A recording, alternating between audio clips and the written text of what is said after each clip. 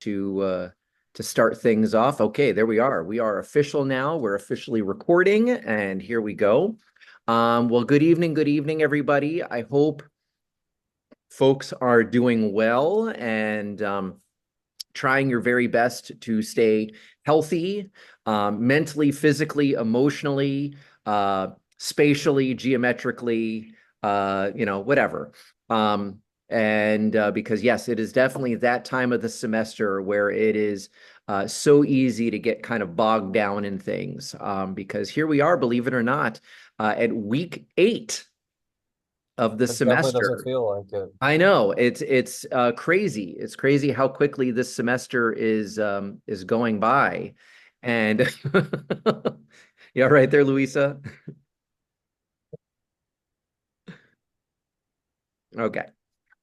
So yeah, so the name of the game tonight is we have round 2 of our online lessons. And so we're gonna go in reverse order of last week. So just FYI, so Luisa, you're gonna be kicking us off with competency 9A. Again, Lizette will not be joining us tonight. So then William, you'll be following her with your lesson based on competency 9C.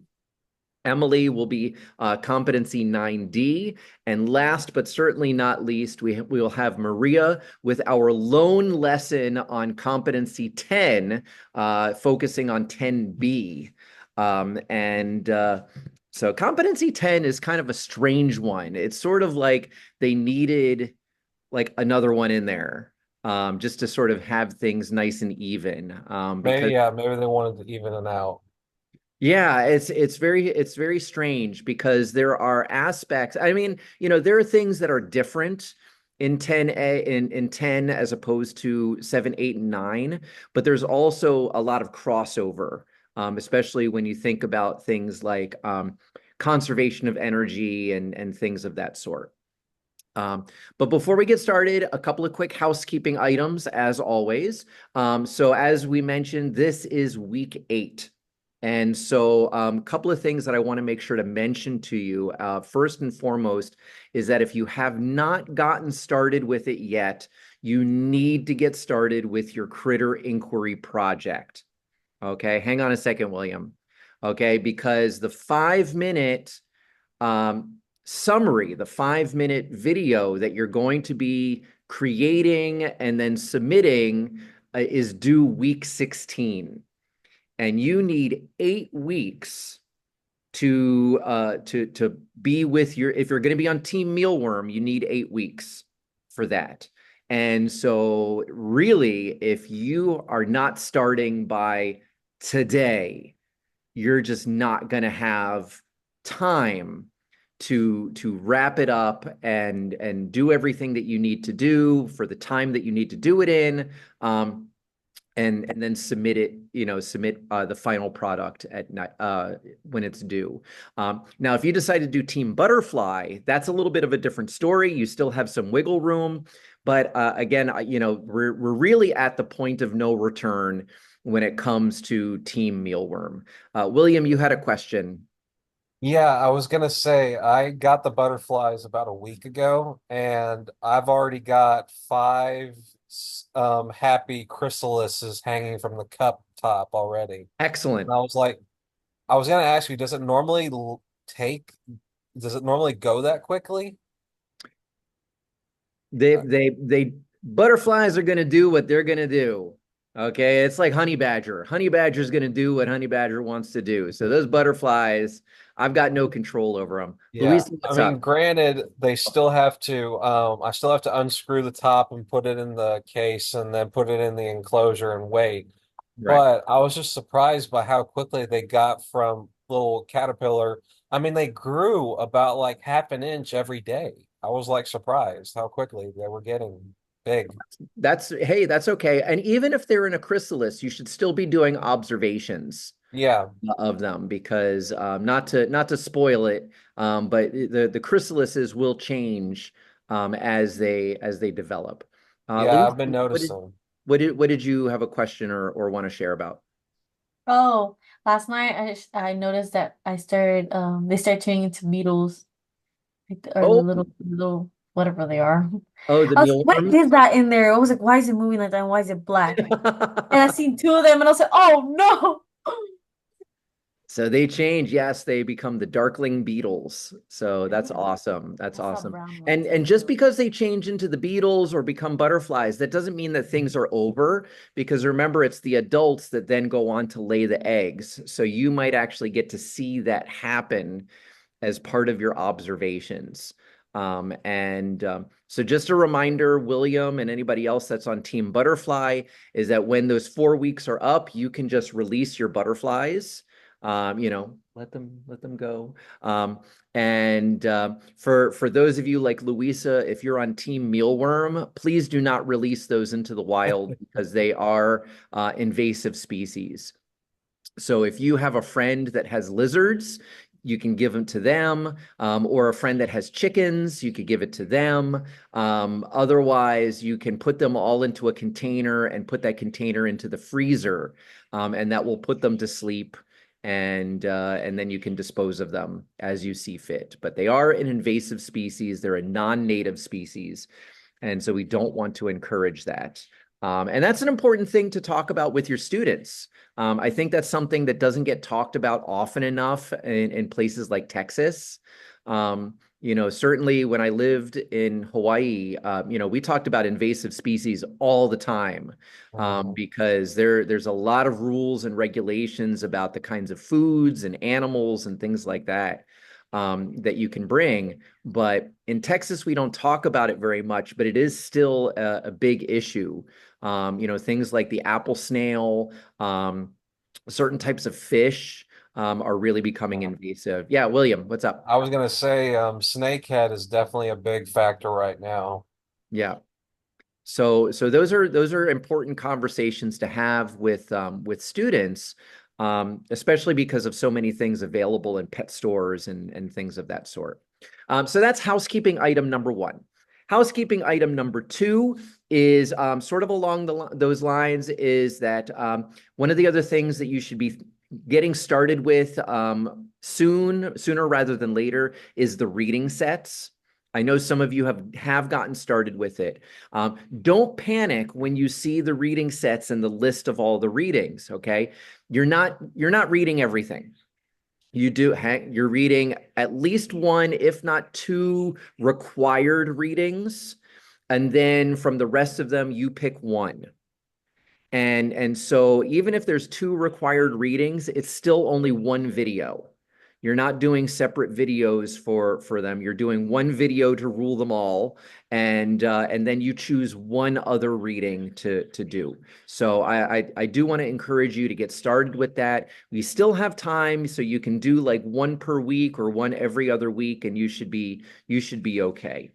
The other thing that I wanted to mention, and again, I know that some people have gotten started with this, is especially since now you've gone through the process of planning and soon having taught a couple of science lessons, is to do that science teaching emotions project with your mentor teacher, where both you and your mentor teacher separately take a couple of short surveys, and then you have a thoughtful conversation about, how you feel about planning and teaching science.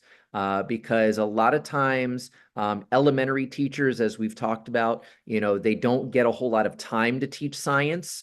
And you guys have 117 literacy courses and one science methods course. And so they may not be feeling super confident about their ability to teach science. And so this is really, again, just an opportunity to have a thoughtful conversation with your mentor teacher. Those surveys are super quick. They're really easy. You should get an email with your results, and your mentor teacher should get an email with their results. And so that way you guys can kind of compare them. And then again, you do a very short video. It doesn't have to be anything fancy, where you just kind of talk about the conversation that you had with your mentor teacher, and what you shared, what you learned, what were some surprises, some aha moments, or gee, that's interesting moments. Yes, William. Um, Since I'm teaching social studies, would geography, since it works in conjunction, would that work with the science lesson survey? So I don't want you to stress about whether what kind of a classroom you're placed in, because or focusing on a particular science. It's just teaching science in general, because Okay. even though you're in a social studies classroom now, when you get a job, you may not be in a social studies classroom. You may be in a self-contained third grade classroom in which you are expected to teach everything. And so that's really what this is getting to, is that, a lot of elementary classes are still self-contained, where the elementary teacher's teaching everything. They're responsible for everything. And so don't stress so much about, oh, where am I now? And trying to match things up, because it's the questions and the statements are very general. Okay. They're going to be things like, you know, let's see, I'm trying to think of one of the statements. Statements are things like, I teach science with enthusiasm, or I get nervous that my science lesson isn't going so well. It's things like that. It's not like, biology, chemistry, physics or geology or anything like that. Okay. Very, Thank very, you. very, very general. All right. Any other questions or concerns? All right. All right. So we've got our lessons tonight. I hope that folks found the feedback that I emailed you valuable. There were a lot of things that I really liked about the lessons. There were also some things that, thinking about that glow, grow, wonder model, there were some things that I felt like could have been done better, and improved upon, but that's why we're here. That's why we're doing this. We're in a safe place. We're all friends here. We want each other to be the best teachers that we can be.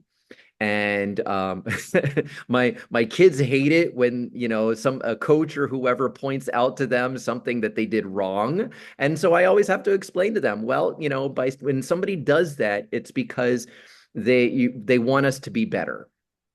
And in fact, I was having a conversation about that with a really good friend of mine who's a professor in Georgia, because she got some critiques back on her writing, and I had to kind of like go into that mode of like, well, just remember they're giving you critiques because they want you to be better, but it still sucks. So I get it, but hopefully you found the feedback valuable and used it as you worked on your lesson that you're going to teach tonight. Um, One of the things I tried to make sure to mention for everybody across the board, is that, when you have a very small segment of time, um, it's so easy to underplan.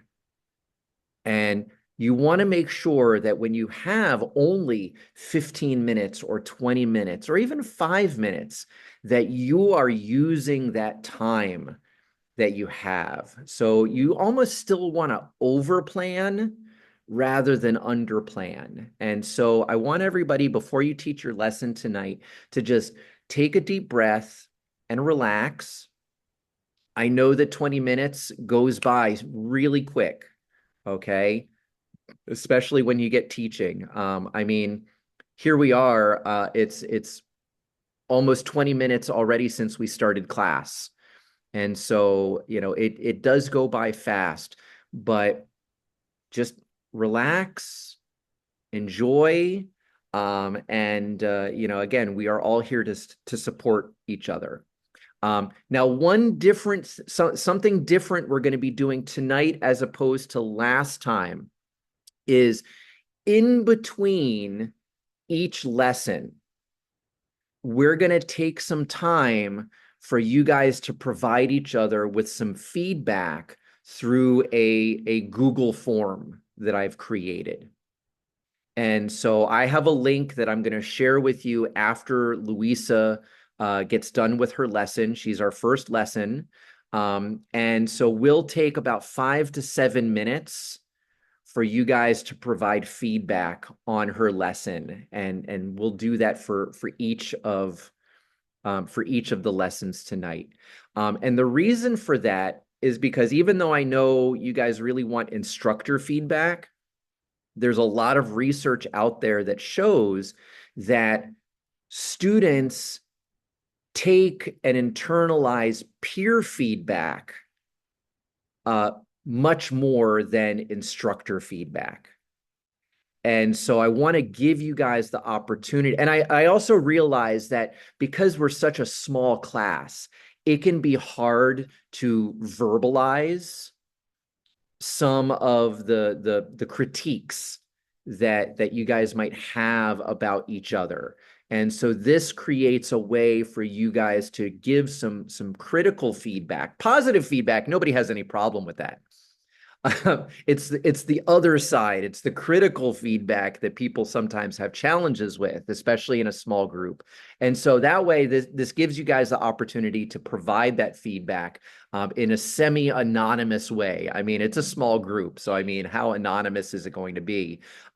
But at least you don't have to verbalize it in front of everybody. So I just wanted to share with you guys that that's the one big change to what we're going to be doing this evening. But other than that, just same deal as last time. I do want to encourage folks to have your science notebooks open and handy.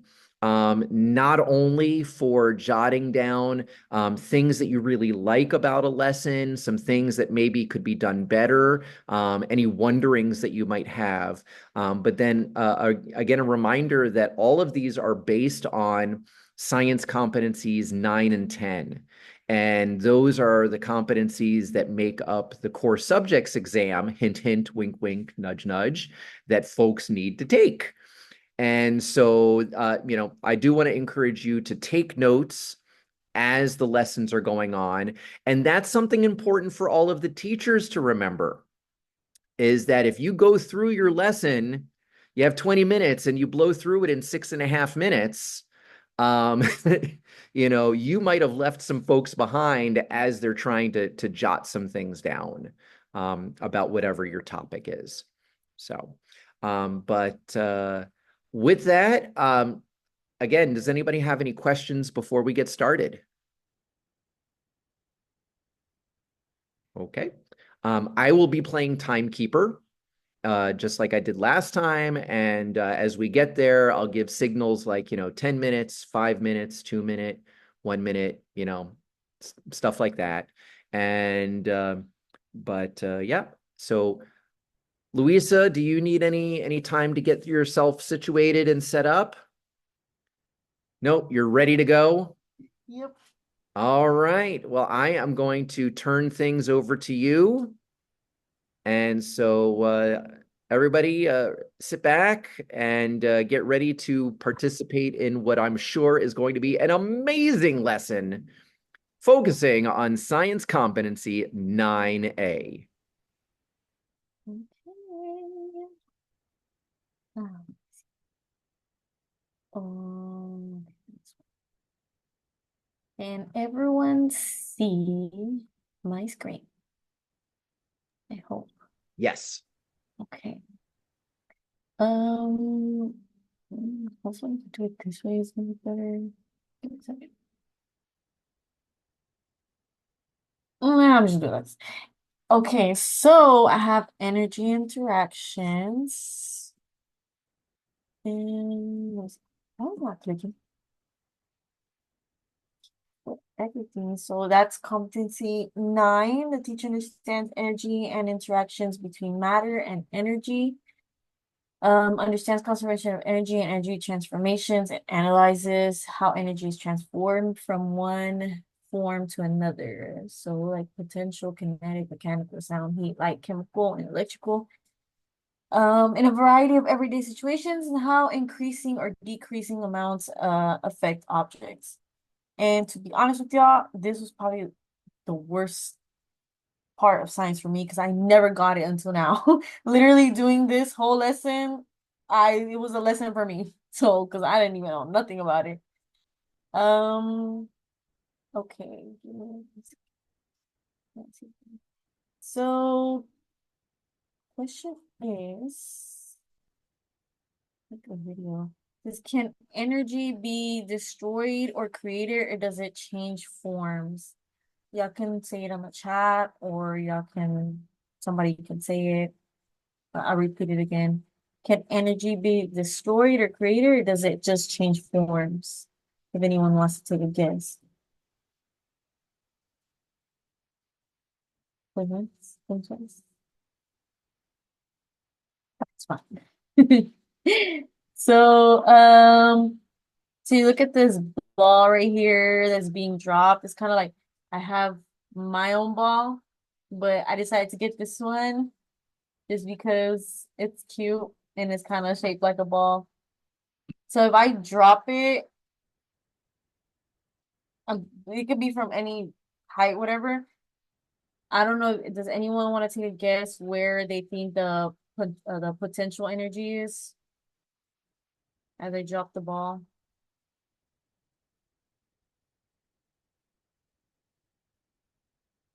Anyone? You said, do we want to guess about the Yeah. potential energy? Yeah, like when do you think it is? When I'm like holding it, when I'm dropping it, when it's in the air, or you can take any guess where you think the potential energy is.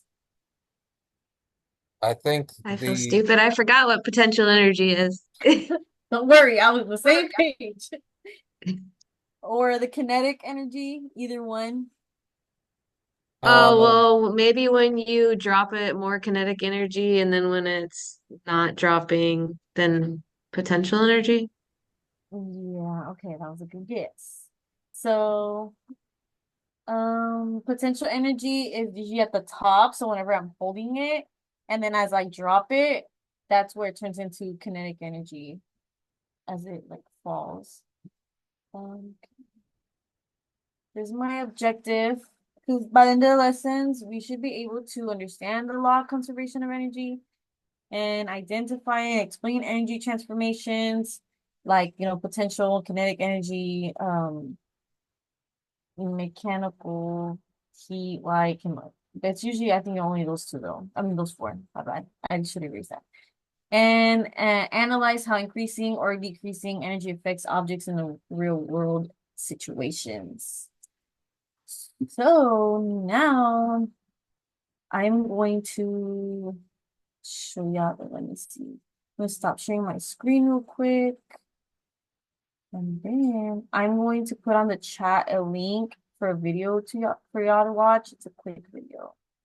1 second.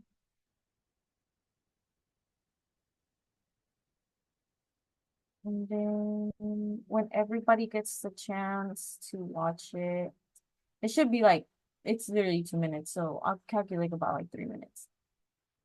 Um, is it on? Do y'all see it on the chat? Okay, y'all could just watch that really quick. It's a quick video, and I'll put a timer.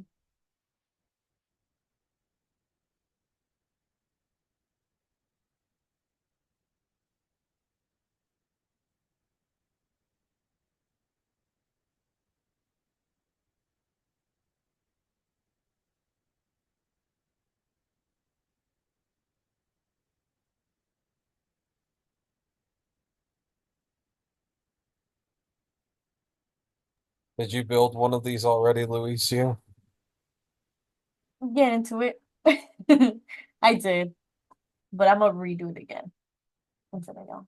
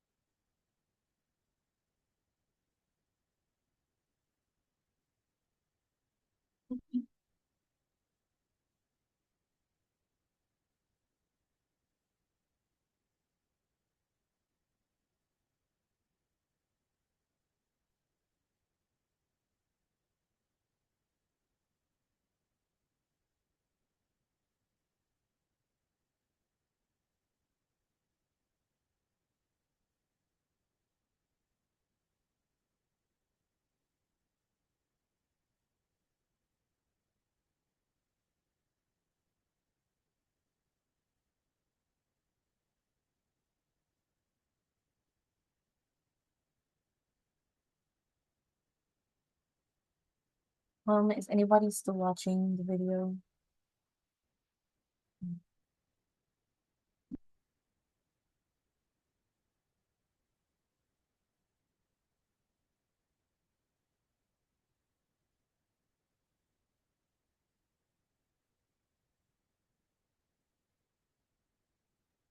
Okay, I finished. Will, did you finish? What was it? Maria, did you get to finish the video? So at first when I had seen that, because since like I said, at first this was kind of like too much for me. I was like, I don't even know how to teach that. But and then I asked my friend about it and like she helped me out. She also works at school with me. And she gave me the idea to do that. And I was when I looked at it, I was like, oh my God. I was like, I am not gonna be able to do that. That looks so hard. I was like, I can't do it. She said, just watch the video and I watched it. And I'm pretty sure if you've seen it, it's not that hard. And well, so yesterday I was gonna bring y'all all the stuff so y'all can do it with me, but I was sick. That's why I didn't get to go to class yesterday. So I didn't get to bring anything for y'all to do it with me. So Glad you're feeling better. yeah, I am a little bit. So I'm just gonna do it as I wasn't originally gonna do it with y'all and show y'all step by step, even though y'all watch the video first. I mean, I still want to do it with y'all, so I'm gonna show y'all. And so I have my popsicle sticks and I have all six of them. And I'm just gonna put them together. And then I'm gonna grab my rubber band and I'm gonna put them together on one side. I just hope these don't break. So they're kind of not that good. And then I'm gonna grab some for the other side. Put those together.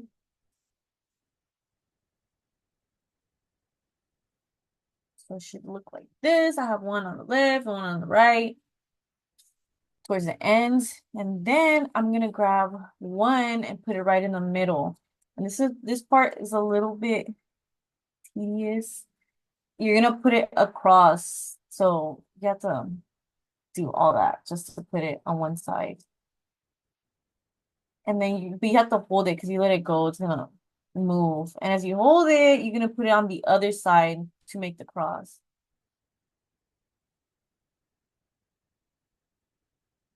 And I already know how to do it. I'm pretty sure some of y'all know how to do it too. But if people are behind right now, I'd be waiting.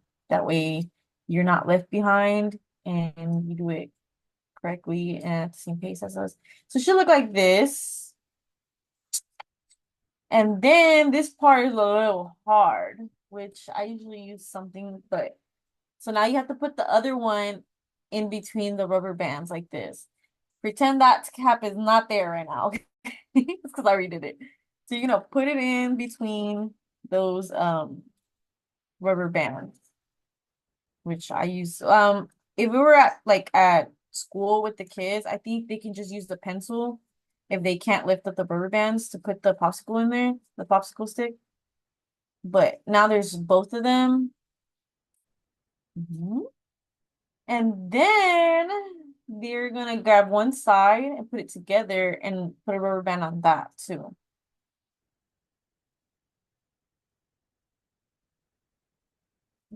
Towards the edge, not towards the edge, that too close, but kind of like how you did the other two in the beginning.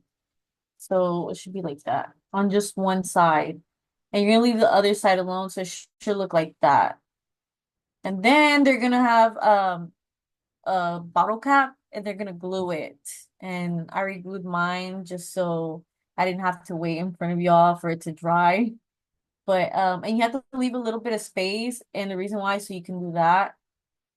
And then you have a pom-pom or any little ball, whatever, and I just so happen to have an Angry Bird. I don't know where I found it, but I'm pretty sure it was from school, one of my kids. I just happened to be here. I think it was perfect because it fits perfect and it's an Angry Bird. So give me a second. So basically the point of this is that whenever you do this and it flies, you see where the potential energy is and the kinetic energy. So potential is whenever the bird is at rest right there, and then whenever it flies like that, it is doing its kinetic energy. So okay, let me put this back.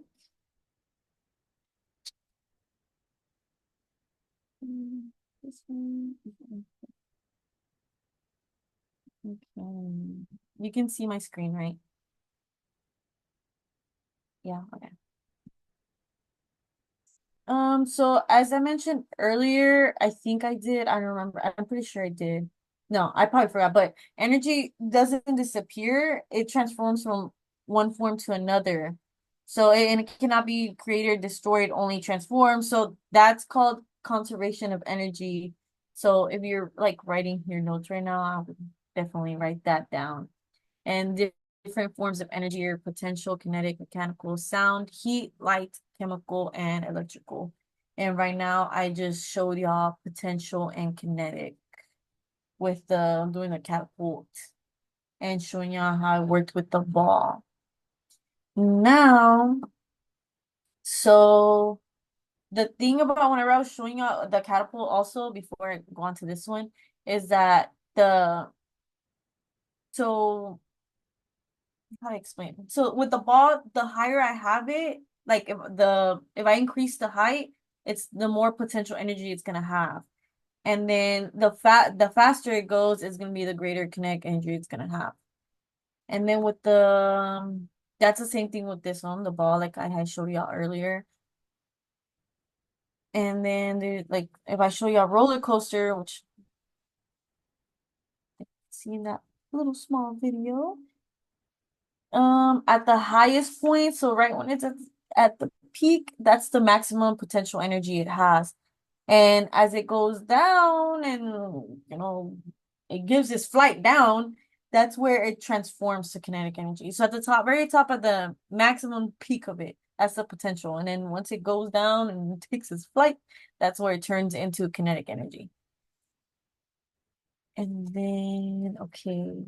So now I want you to imagine, like, let's say whenever you are on a swing, can somebody tell me when do they think it has the most potential energy? I should play that little video. When you first let go, like, and start swinging. Yeah, it's like Wait, right wait, wait. You said kinetic or potential? I'm sorry. potential. Oh, Oh, wait. Wouldn't this That's be where when it you're kind of at rest or confused is it when you me. let go? Yeah, Yeah. that's what confused me because I was like, well, if you're like at the bottom, I was like, is it the bottom when you're not moving? Or, but it's actually, well, it's also at the top. So right when you go to the top and you like stop, it has its most potential energy. And then whenever it's swinging, when it's going the fastest already, that's when it has the kinetic energy. And then, so also think about whenever you hit the brakes of your car. So it has like during the process of it slowing down, that's where it's converting to mechanical energy. And then it converts to heat energy. So now I'm showing you a new one.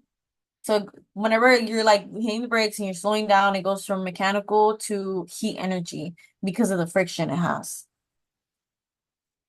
Let's see what's next. This is the last one. Yes. Okay, now I'm gonna do a Kahoot. So if y'all don't mind, can you please go to kahoot.it and then I will share the code somewhere. Okay, let me see. I'm gonna stop sharing this. That way my computer won't get hot, but I'll share the code on the chat too, in case you need to copy and paste or something. Let me see. 1 second.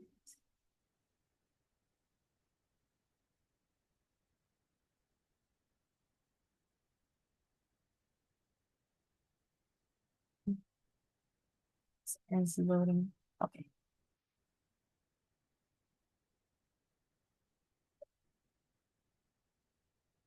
There should be a link. I'm about to paste. Or you can just click that link. And it has a pin on that link too. Whichever is easier.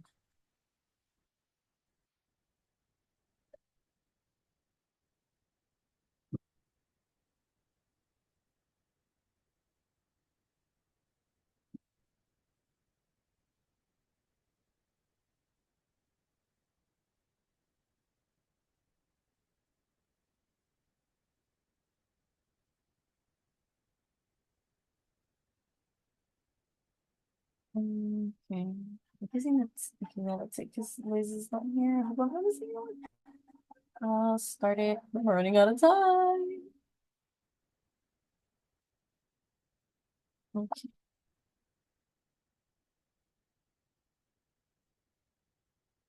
So energy is ability 2.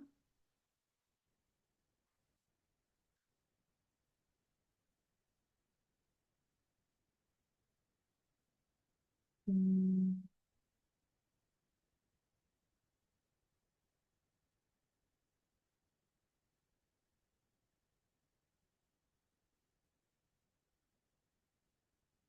Oh, did not work.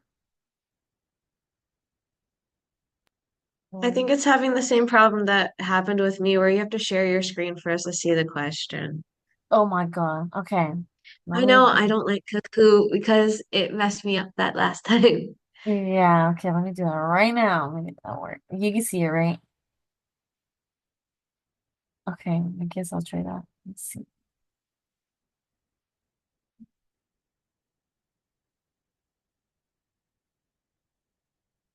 When a ball sits at the top of a hill, it has I hope that works.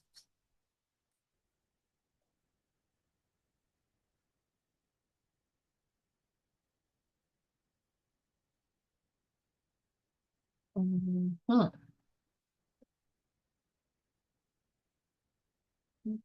How does that work?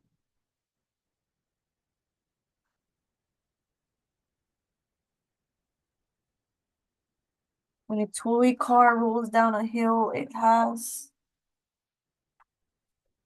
That's whenever it's moving.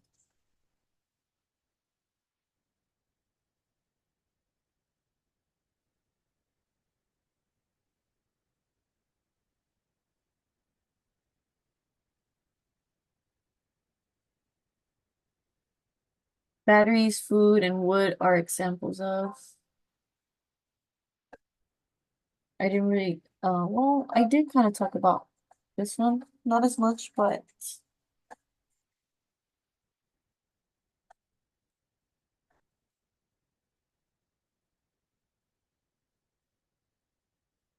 I'm gonna go a little faster, so I'm gonna start kind of clicking skip.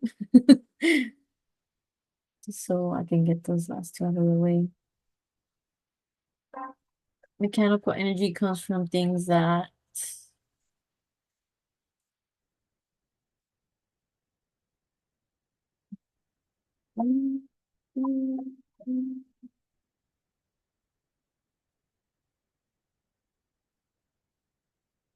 Okay, last one. Oh no, almost last one. Oh, sorry. What is the main source of energy in the world? This is a good question.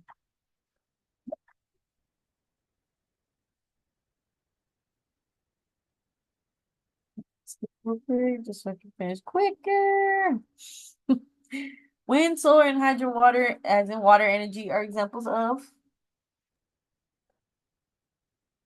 Just FYI, your time is officially up, but we'll Yeah. finish Okay. up with the That, Kahoot. Okay. yeah, that's fine. It was the last one anyways. Yeah, no worries.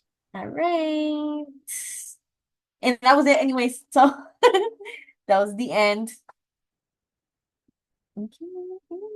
All right, round of applause for Louisa. It's always hard to be the first one, and especially coming off of not feeling so hot the other day, apparently. So, but I'm glad, as William said, I'm also glad that you are feeling better and that you're able to be here and join us. And so, all right, well, good job. And so I am putting into the chat the link to the Google form. And so it breaks it down by that glow, grow, wonder model. Louisa, obviously, as the person who just did the lesson, you do not have to fill this out on yourself. But you can jot some things down or anyway, about what you think went well, what some areas that you think you can do better. William has a comment or a question. Let me put on What teaching my. group are we in? What's that? What teaching group are we in? Oh, just put group one. Oh, okay. Just put group one.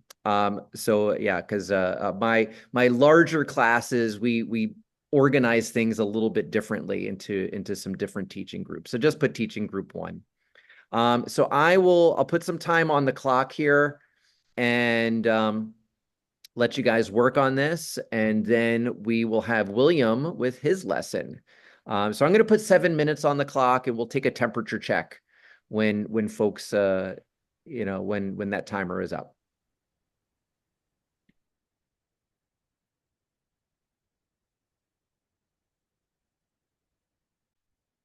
To William, William has our next lesson focusing on competency 9C. And so, William, do you need any time to get set up or anything like that?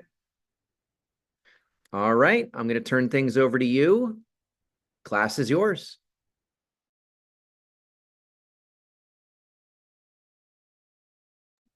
You are muted. I had competency 9C, specifically to do with understanding the principles of electricity, magnetism, and their applications. So, real world applications as to how electricity is involved. And so, let me share screen here.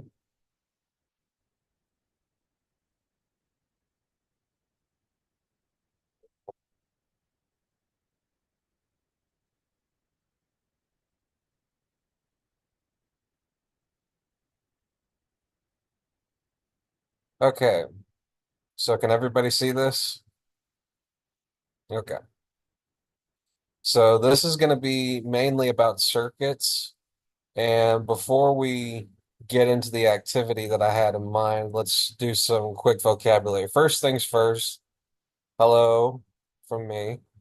Um, so, and I've listed some vocabulary to help us with the activity. So first things first, a circuit is a complete path through which electricity current can flow.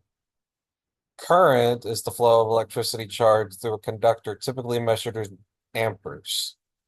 Voltage is the difference in electrical potential energy between 2 points in a circuit measured in volts. And then resistance is the opposition to flow of electrical current causing energy dissipation measured in ohms. So key takeaways to remember the differences between amperes, volts, and ohms. So next I'll move on to batteries, which is a device that converts chemical energy into electrical energy, providing a voltage source for a circuit.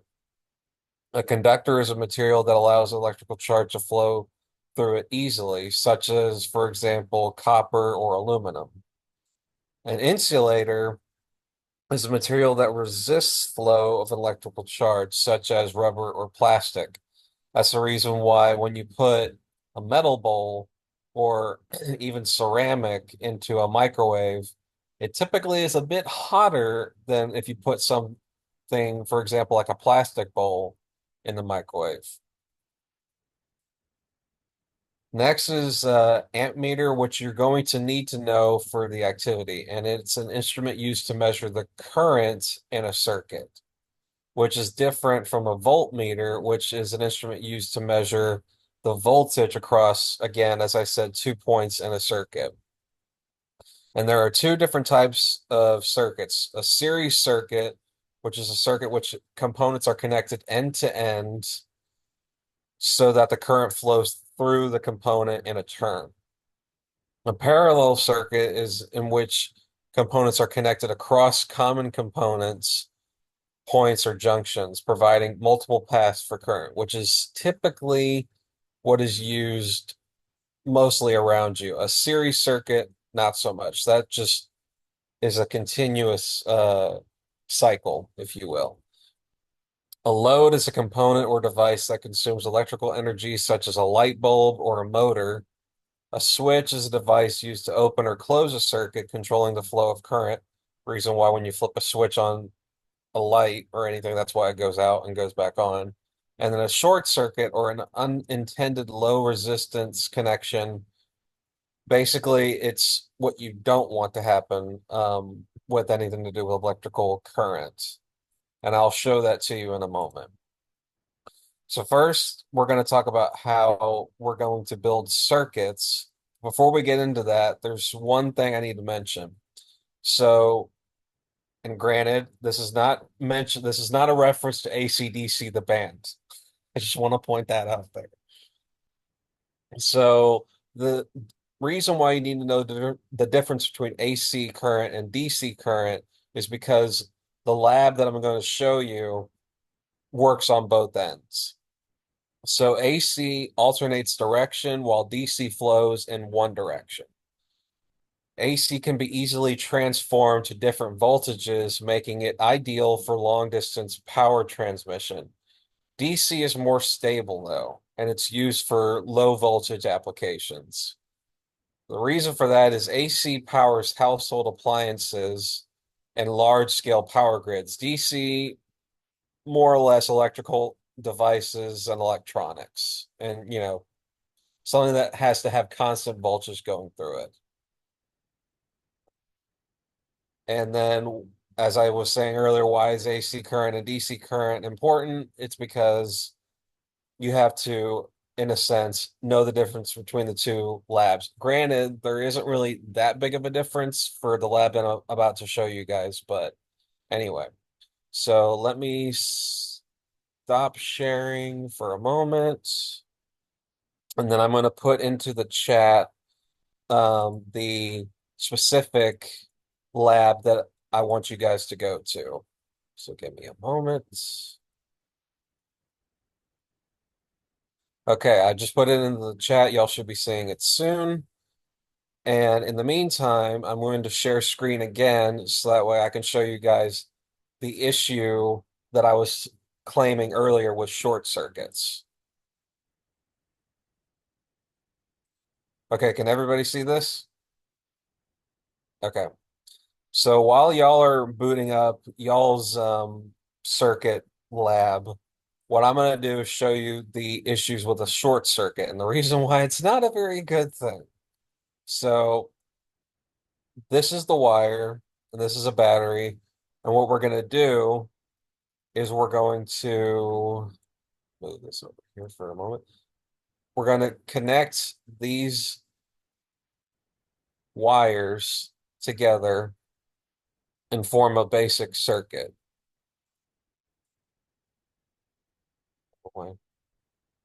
There we go. And what I'm about to show you guys is what you don't want to happen when y'all are working with current specifically. So this is a short circuit. And as you can see, it is not a very good thing because what that basically has done, and granted, if you guys look at the very bottom here, animation speed is limited because the animation speed has been reduced by around about less than 1% normal. Because if this was running at full speed, you wouldn't even be able to see it. And more importantly, you can also see the battery is on fire. And that's also not a very good thing. So this is why it's important to know about short circuits and why it's important to know because if anything shorts out, generally a lot of bad things happen. So the easy way to fix that, and let me just reset this. The easy way to fix it is to have something that I stated earlier, which is a resistor, which is going to help solve this issue. And what y'all are going to do once I get this set up is y'all are going to create y'all's own circuits, and then you're going to try to test yourselves and see how many things you can implement on the circuit that you build, and then um, show in the chat how much you got to work. So, for example, a light bulb being implemented, you can use that. And you can also splice the wires to make sure that it works.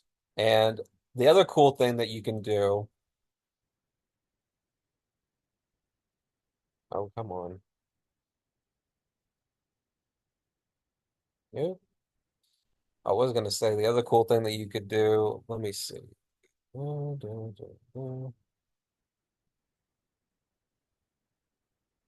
that's not. There we go.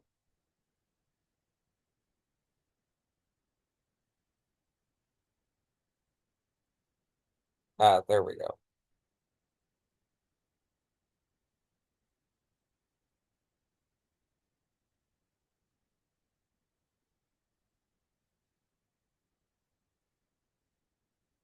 There we go. Okay. So what you can do is you can modify the current in the circuit to, for example, increase or decrease certain factors to, in this case, make the light bulb brighter or diminish the brightness. You can also add things like a switch into the mix to be able to control the current um, process and either switch off the circuit or switch on the circuit.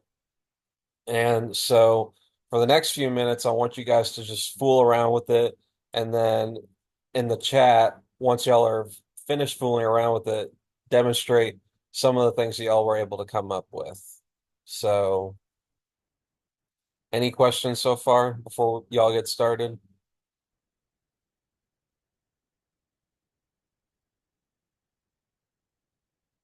Okay, hearing none, seeing none. I'm gonna let you guys fool around with it. So I'm gonna stop sharing the screen.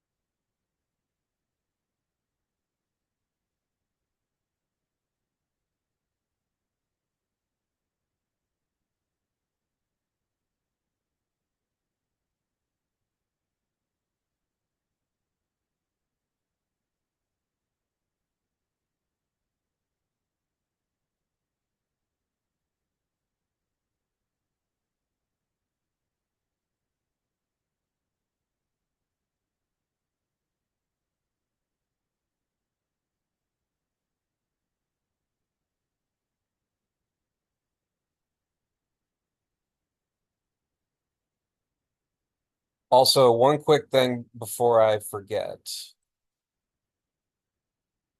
In case y'all are having difficulty, um, what you need to make sure of is you have to set this value tab on, and then you can actually click on the voltage, as I was saying earlier, and either increase it. So as you can see, the electric or the current is moving a lot faster. And then if you were to increase the resistance, you can see it's moving a lot slower. So, and then for example, if I were to splice this and put a light bulb in between here,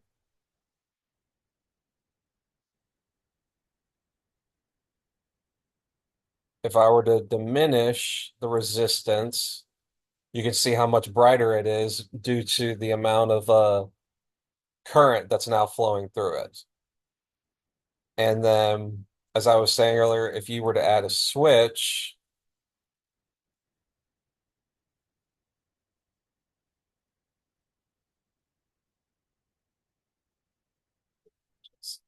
that,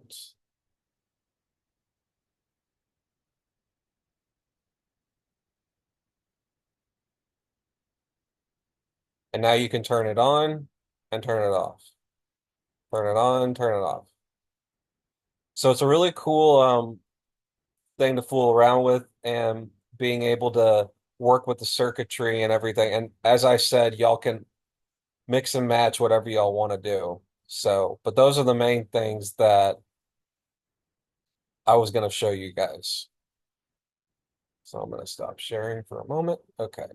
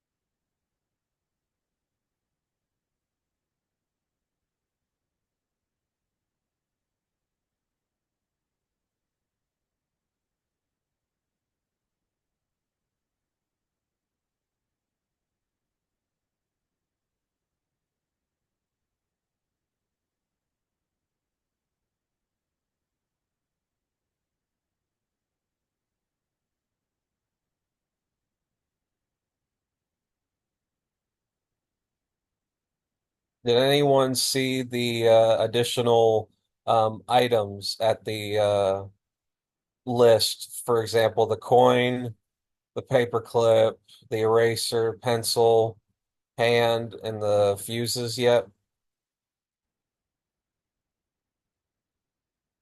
Yeah, I don't know why they have a dog or a person, by the way, Professor. That's new. That's news. I have no idea. I'm still trying to figure out why that is a thing on this.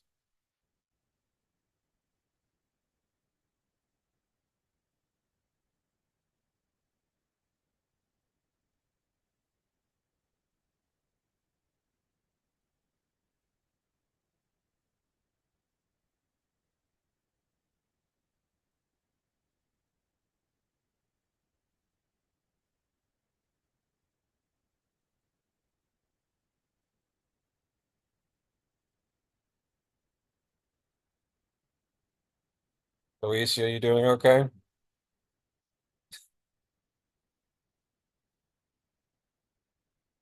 Just checking.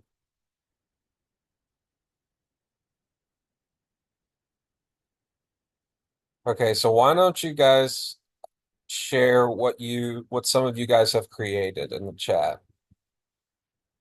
I'd be surprised if someone managed to get the dog and the hand to work. I really I've been trying to search online just to see if that was actually a thing that you could do, and I still haven't found anything yet. So,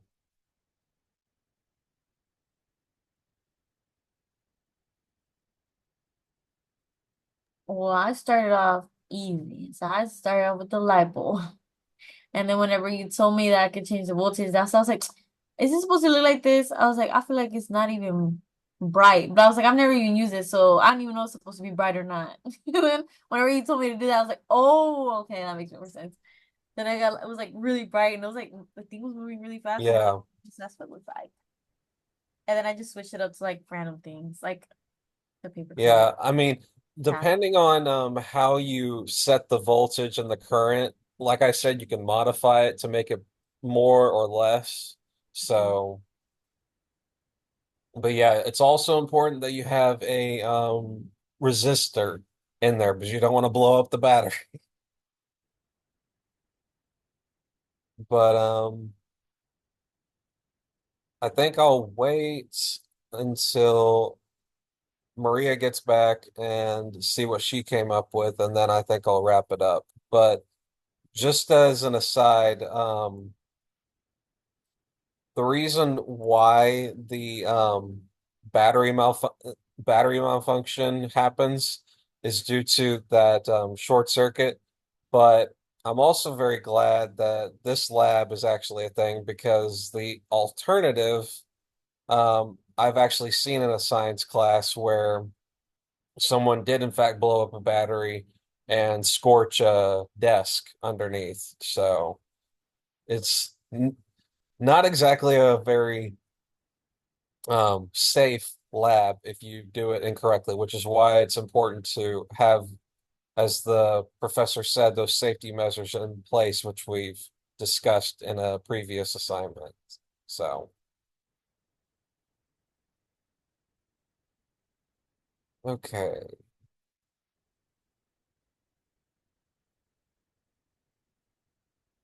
Not sure if Maria's still in the restroom yet, but I think I'll wrap it up here. Just to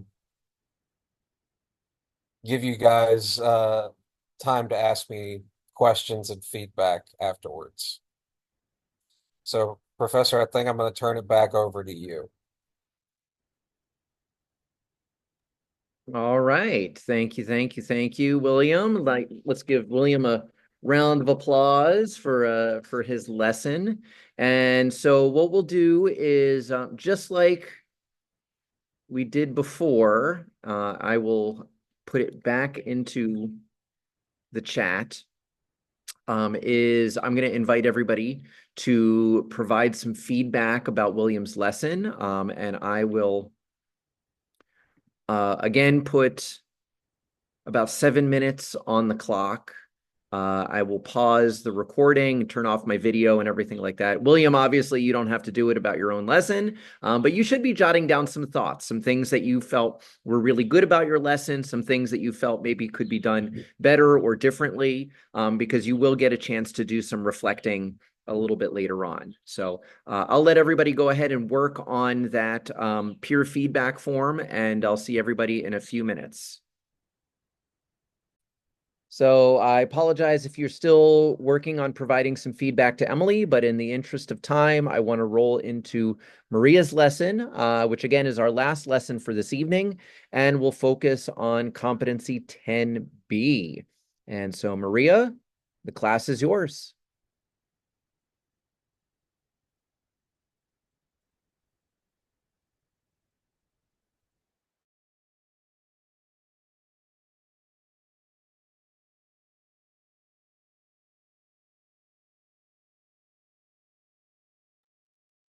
And you are muted, just to let you know.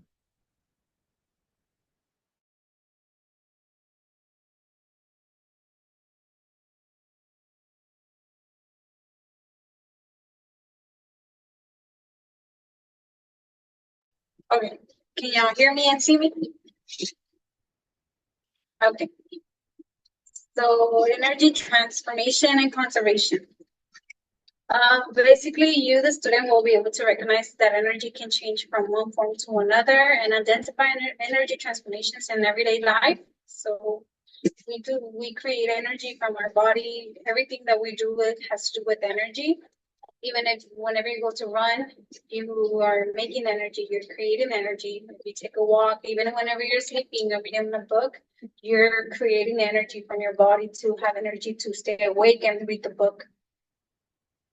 Um, I have Comp 10, in which the teacher understands energy transformations and the conservation of matter and energy, which you apply knowledge of transfer of energy in a variety of situations, such as heat, light, sounds, and magnetic effects of electrical energy.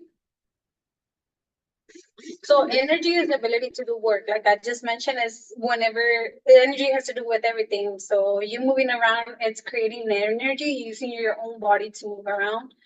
If you stand up, you're using your own energy and ability of your body to stand up.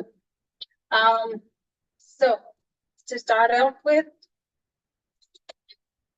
what's supposed to be a rubber band, but I'm gonna use well, this is the rubber band. So and when the way the rubber band creates energy, or the way we can demonstrate energy, is by knowing how you create energy to make the rubber band to pop off, right? So what do you think will happen if I stretch this rubber band and let it go? It'll snap back hard. Tension Yeah. will be released. Yeah, so potential energy will be released. If you're asking yourself what is potential energy, it's basically energy stored in an object due to its properties and forces acting on it. Okay, so if I let the rubber band go, the potential energy will convert to kinetic energy. Okay, so we get the point. Potential energy, which is stored energy, and an object will turn into kinetic energy, which is the creation of motion, which is what makes it move. So an activity I have, we don't need anything for this activity. All you need to do, just to understand energy, how you create energy with your body, is to do jumping jacks. We can do this as a small activity if you want to. I mean, whenever we're doing jumping jacks, you're using your body, your stored energy in your body from food, if you ate any food yet, or even if you haven't, it's food from that you've eaten from all day, and transform it into movement, which is kinetic energy, and into heat energy, because you're gonna get sweaty and you're gonna feel heat. So whenever you're doing the jumping jacks, you're creating energy. You're creating an energy transformation. Conservation of energy, the law of conservation of energy, is energy that can't be created or destroyed. It can only change form. So it will always be there, can't be created or destroyed. So, like I explained, so these are my flashcards that I'm gonna use with the classroom. You will more than likely, you will see the picture and you will tell me what kind of energy to what kind of energy is the object transforming to. So we said the rubber band is standing on potential energy and transforming to kinetic energy. Potential energy to kinetic energy. We already said potential energy is the stored energy in a substance or an object. So what energy transformation will the flashlight be?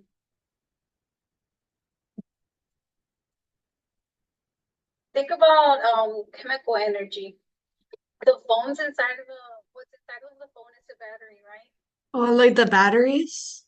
Yeah. So the battery is basically chemical. The battery contains chemicals. So the energy transformation of the flashlight will be chemical energy, which is a battery inside the phone, transforming to light energy, which is what gives us light.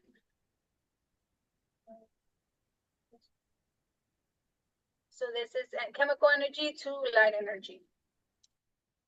And chemical energy has a lot to do with the batteries, such as in the petroleum that contain inside of them to create energy. What energy transformation do y'all believe the car will make in order for it to move? Mechanical to heat. Thermal, to be specific. Okay. So it'll be chemical or mechanical. Well, it's chemical because we're gas or the battery from the car has chemicals inside of it. So chemical energy to motion, which is also kinetic energy. So the chemicals, so if we pump gas into the car, that gives it energy, waste energy. The chemical energy converts into waste energy that gives the car the energy to move, to have motion, the energy to help to turn on the lights, the energy to create sound waves, because since a car is vibrating, it is creating sound waves. So it's chemical energy to motion or to kinetic energy. What energy transformation do you think the toaster has?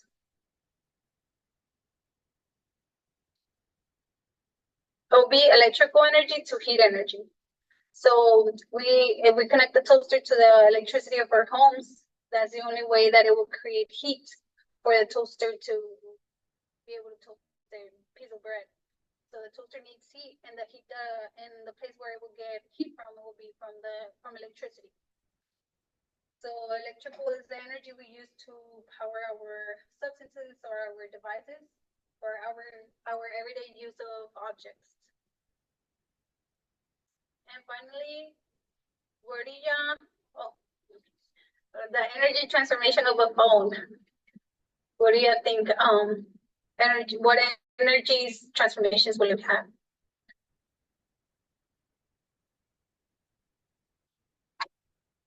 Will basically be chemical and electrical. The chemical will be the battery inside the phone. The electrical will be the charger that we use, because in order for the phone to function, it needs to have battery inside. It needs to be 100%. And the electricity and the chemical from the phone will connect together, will add up, and create light, sound, heat, and chemical energy. Light for you to view your phone, sound for you to hear from your phone, or give out sound waves for the person on the other side to hear from your phone. Heat, it obviously has to heat up because it's in use. So anything that is in use and anything that's moving, anything that's giving out energy, it has to create heat. And chemical energy, because the battery is also being chemically used for the phone to work. So I have a Kahoot. We'll share the link.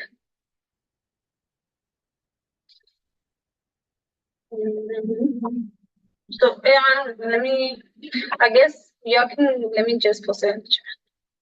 You can go to Kahoot.it.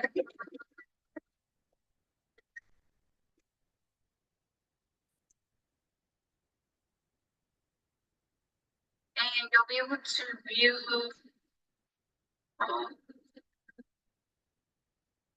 the game. We should be able to.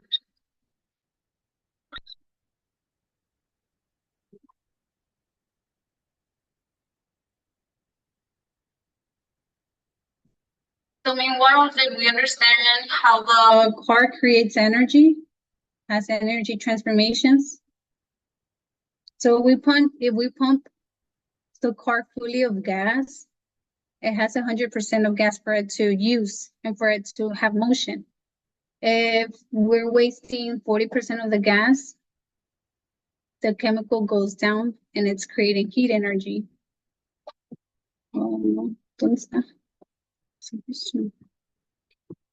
Okay. Oh.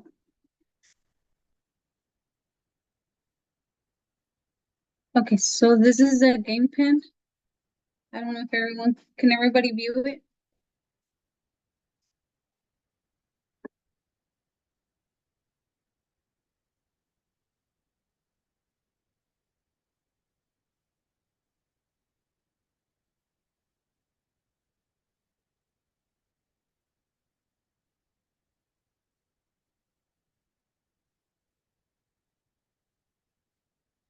Okay, I will begin the game. Yes.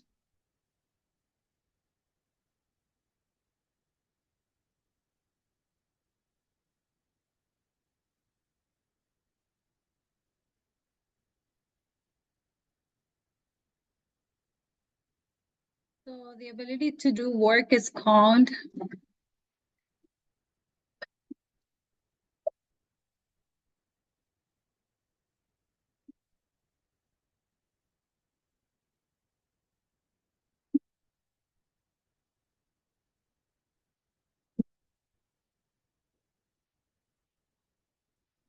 Yes, it's called energy, as we mentioned.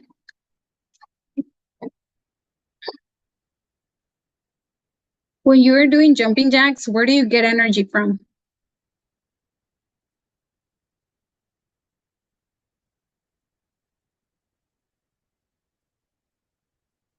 Chemical energy. Yes. Because you're getting the chemical from the food stored in your body.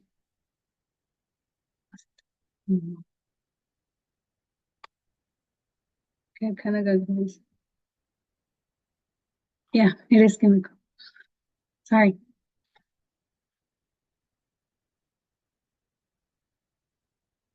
Energy of movement is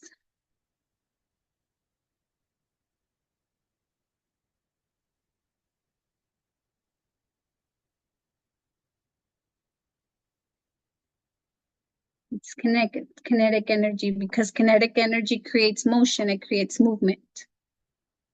Yeah, I clearly suck at this. It's me who's getting them wrong, by the way. Don't worry.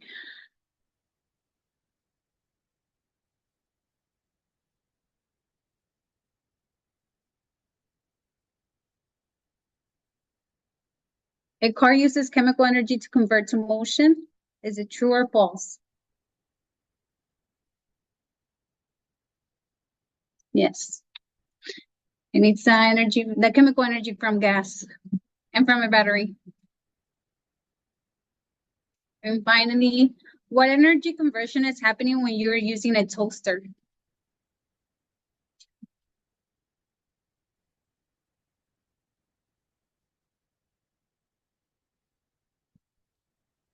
Yes, electrical to heat.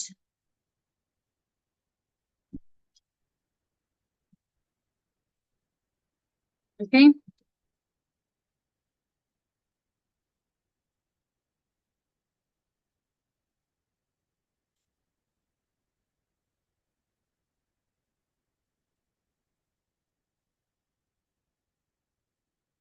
Thank you all for participating. And then the next activity I had was this video that also explains the transformation of energy.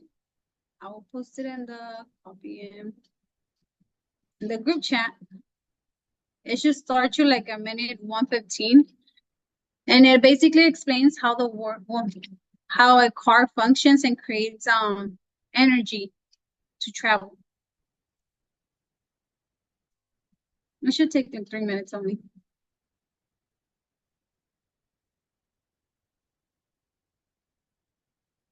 So I'll give you just like 3 minutes for y'all to watch the video.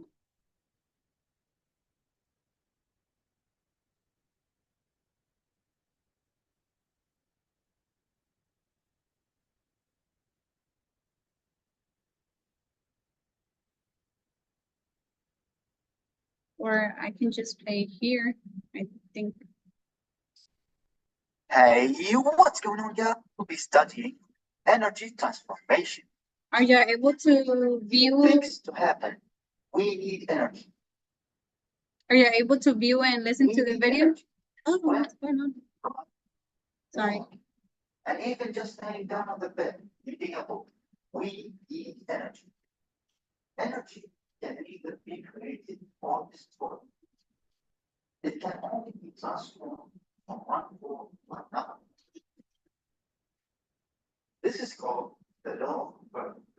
And it means that to be able to use energy, we need to transform it from one form to another. There are many different forms of energy. For example, we have kinetic energy.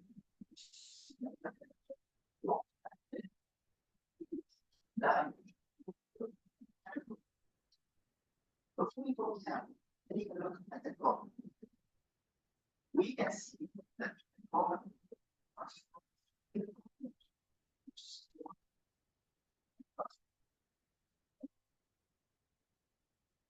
you need to know that a small component, small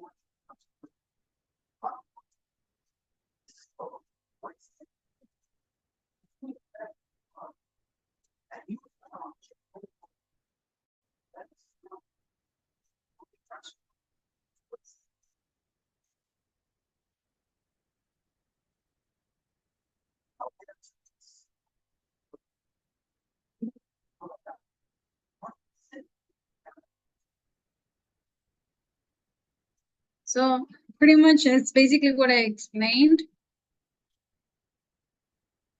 And then the diagram that the video was going to show was basically how you store energy in the car as fueling it with gas as a 100% full of the gas tank.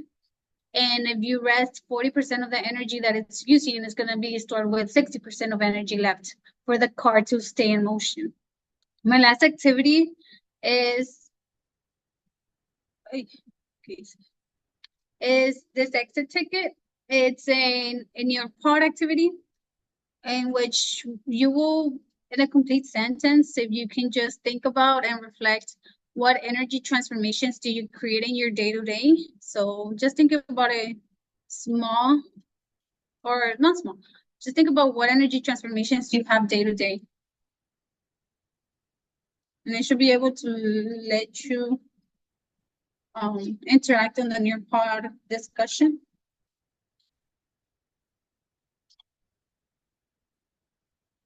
And then you can just type it in a complete sentence.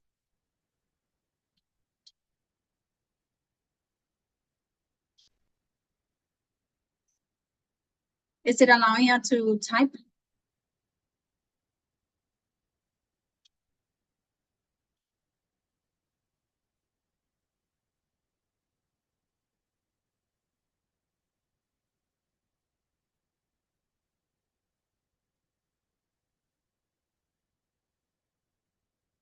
That's the code for the near part.